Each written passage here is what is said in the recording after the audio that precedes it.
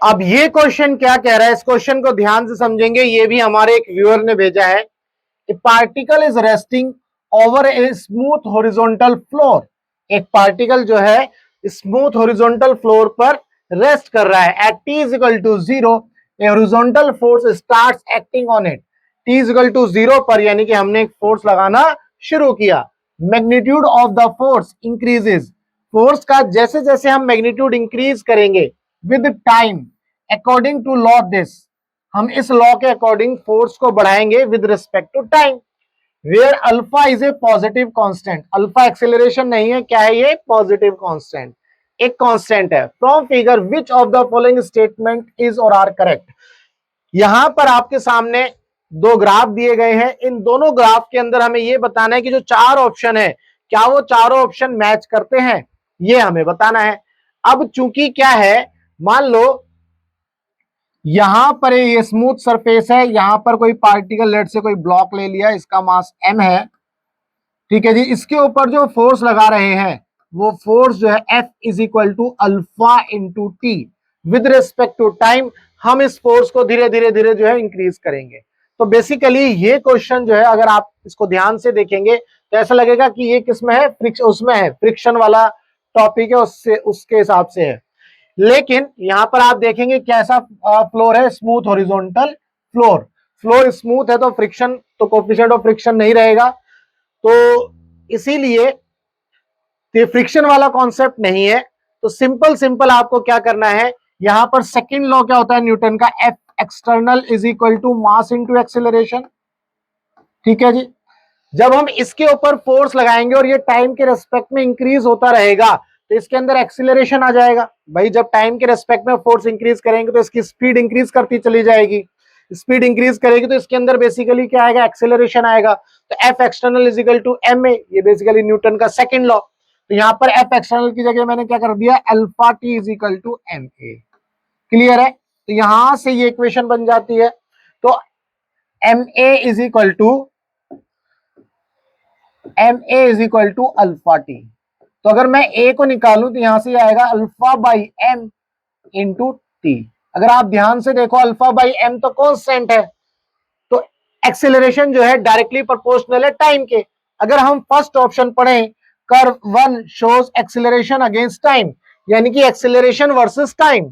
क्या ये graph show कर सकता है acceleration versus time, curve one?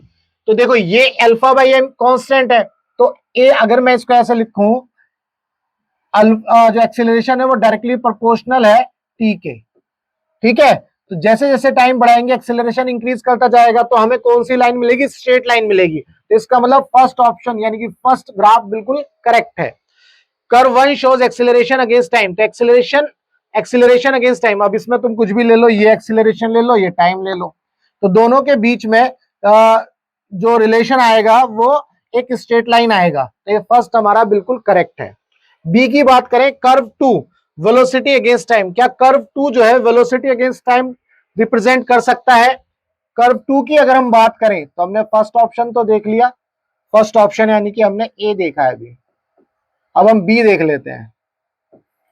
Curve to बोल रहा है वेलोसिटी अगेंस्ट टाइम। क्या ये वेलोसिटी वर्सेस टाइम रिप्रेजेंट कर सकता है? वेलोसिटी वर्सेस टाइम रिप्रेजेंट कर सकता है, हमें ये देखना है।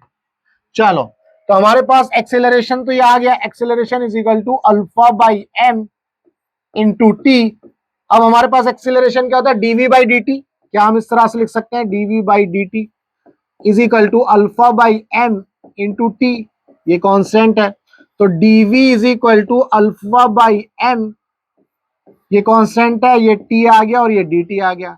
तो टी dt इसका अगर इंटीग्रेशन करोगे तो v जो है एक तरह से इस तरह से मिलेगा आपको, alpha by 2m into t square. मैंने डायरेक्ट कर लिया, यहां पर ये इंटीग्रेशन करना था, बेसिकली इंटीग्रेशन किया तो लेट से इसकी वैल्यू 0 से v और यहां पर t बराबर 0 से t तक चला। तो ये जब इंटीग्रेशन करोगे तो v is equal to alpha by 2m into t square. तो यहां पर आप ये देख रहे हो कि जो वेलोसिटी है वो डायरेक्टली प्रोपोर्शनल है किसके, टी स्क्वायर के। ये अल्फा नहीं है, ये डायरेक्टली प्रोपोर्शनल का साइन मैंने बनाया है, अल्फा तो यहां बनाता हुआ आ रहा हूं। तो v is directly proportional to t square, यानी कि ये कैसा मिलेगा, पैराबोला मिलेगा। कैसा मिलेगा जी? ये पैराबोला, और ऊपर स्ट्रेट लाइन था। अब आप देखो, क्या ये पैराबोला है जो हमारा सेकंड कर्व है? जी हाँ, ये पैराबोला है। थोड़ा सा जो है इसको ऐसे घुमा दिया है, वो थोड़ा गड़बड़ है, बट अगर हम इसको ढंग से देखें तो ये पैराबोला कुछ ऐसा बनता हुआ जाएगा। ठीक है, वो इंक्रीज करता हुआ जाता है पैराबोला। यहां से ऐसे ऐसे बना देते हैं जी, ऐसे करता हुआ जाएगा। ठीक है, लेकिन तुम्हें ये मान के चलना है कि ये पैराबोला ही है। तो यहां से बेसिकली सेकंड भी हमारा सही है, तो ए भी सही है, बी भी सही है। Curve two represents velocity versus time. ठीक है जी, तो बी भी देख लिया। C, curve two shows velocity against acceleration. क्या वेलोसिटी वर्सेस एक्सीलरेशन ये ग्राफ हो सकता है? क्या वेलोसिटी वर्सेस एक्सीलरेशन ये ग्राफ हो सकता है? सी, हमें ये बताना है। तो अब हम सी को देखेंगे। सी ऑप्शन को यहां कर लेते हैं, छोटी सी जगह बची है। सी ऑप्शन की बात करें तो हमारे पास वेलोसिटी क्या है? T square. वेलोसिटी क्या आया है हमारा? अगर मैं इसको लिखूं alpha by m, sorry alpha by 2m into t square. अगर मैं एफ इजिकल टू अल्फा से या यहां वाली इक्वेशन से टी निकाल लूं, टी क्या आएगा? एम ए बाई अल्फा, यह आ जाएगा। इसको उठा करके यहां रख दूं तो v is equal to alpha by 2m into t square की जगह मैं क्या रख दूंगा? M square. ठीक है जी, ए स्क्वायर अपॉन में अल्फा का स्क्वायर। ठीक है, एक अल्फा से ये उड़ जाएगा, एक एम से ये उड़ जाएगा, तो v इज इक्वल टू क्या मिलेगा? m अपॉन में 2 अल्फा इंटू ए स्क्वायर। अब देखो ये भी कांस्टेंट है, m 2 अल्फा, ये दोनों ये जो चीजें हैं, ये जो मैं ब्रैकेट में बना रहा हूं, ये प्योरली कांस्टेंट वैल्यू है। तो इसका मतलब यहां से हम ये पता चल गया जो वेलोसिटी है वो डायरेक्टली प्रोपोर्शनल है किसके? एक्सीलरेशन के स्क्वायर के। तो इसका मतलब ये भी हमें पैराबोला मिलना चाहिए, ये भी हमें पैराबोला मिलना चाहिए। तो कर्व टू तो पैराबोला है ही। Curve two shows velocity against acceleration, इसका मतलब सी भी हमारा करेक्ट हो गया। तो बी और सी जो है पैराबोला को रिप्रेजेंट कर रहे हैं, ए जो है स्ट्रेट लाइन को रिप्रेजेंट कर रहा है।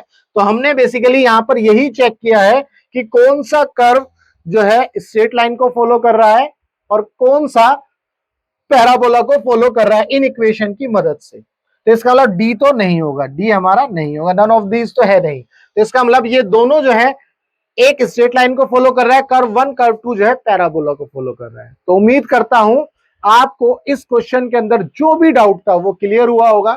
अगर आपका डाउट क्लियर हुआ तो वीडियो को लाइक करना, चैनल को सब्सक्राइब करना मत भूलना। अगर आपका फिजिक्स में कोई भी डाउट है तो आप जो है इस नंबर पर व्हाट्सएप कर सकते हैं, आपके डाउट का बेस्ट वीडियो सॉल्यूशन हम आपको बना करके देंगे। आप किसी भी कोचिंग सेंटर में पढ़ते हो, चाहे आप पीडब्ल्यू में, फिटजी में, एलन में, आकाश में, बाईजूस में, अनअकैडमी में, कहीं पर भी अगर आपका फिजिक्स में कोई भी डाउट है तो आप जो है इस नंबर पर व्हाट्सएप कर सकते हो, क्योंकि हमारी मुहिम या हमारा मकसद है टीच फ्री फॉर इंडिया। हम जो है एकदम आपको फ्री में बताएंगे सब कुछ, कोई पैसा नहीं लेंगे, कोई मॉनेटरी बेनिफिट नहीं लेंगे।